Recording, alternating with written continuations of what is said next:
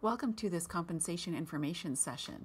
In this session, we will provide a brief history on Maricopa compensation, the change from steps to salary ranges, an overview of the equity review, and provide some general answers. The salary placement policy for individuals hired with Maricopa pre-2018 was to be placed at the highest step of Step 4 of the pay scale of their specific grade, with the intent of staff moving through the steps each year until they reached Step 10, the top of the pay scale, or changed positions. This salary placement policy worked well up until about 2010. From about 2010 to pre-2018, individuals were placed at Step 4 of the pay scale when hired, but raises that had occurred in the past did not occur, which resulted in no salary movement. The pre-2018 reality set in. Maricopa found it was harder to find potential employees who might have been interested in working here because they didn't want to start at the bottom of the ladder and work their way up, especially when they were mid-career and Maricopa salaries were lagging in some areas, so attracting applicants was a challenge. Another concern was that of the number of titles and job descriptions. To move into a more competitive spot, Maricopa grouped titles and descriptions that were comparable into one, and were able to determine pay ranges that align more with market. When Maricopa assessed pay ranges and the employees within that range, they found that most employees who had been in their positions for an extended period of time fell at the midpoint of the range. When we look at market, typically what is found is that there will be employees with extensive experience in education at the top of the range, employees new to the position with less experience at the beginning of the range, and employees that have several years of experience in education that work at an intermediate or advanced level of proficiency fall at the midpoint of the range. When we specify where the midpoint of the range is, you will see it fits in the middle of the bell, the spot where an employee with several years of experience in education would fall.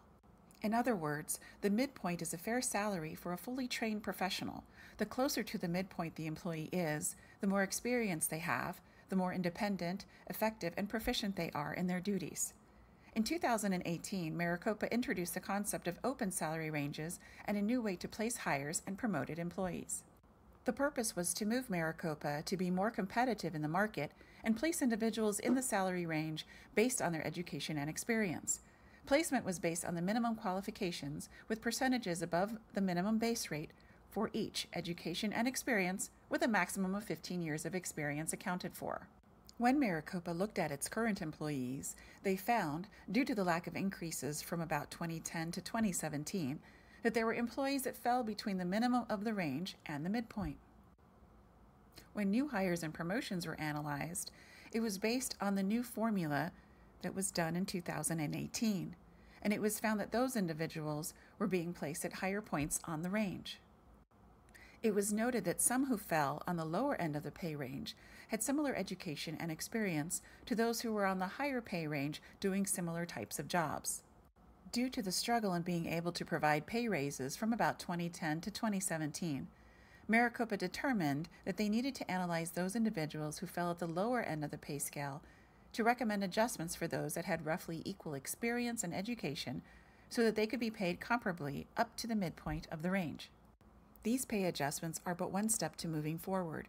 We are currently looking at how to develop growth plans and reward or compensate professional development and incentivize goals and performance.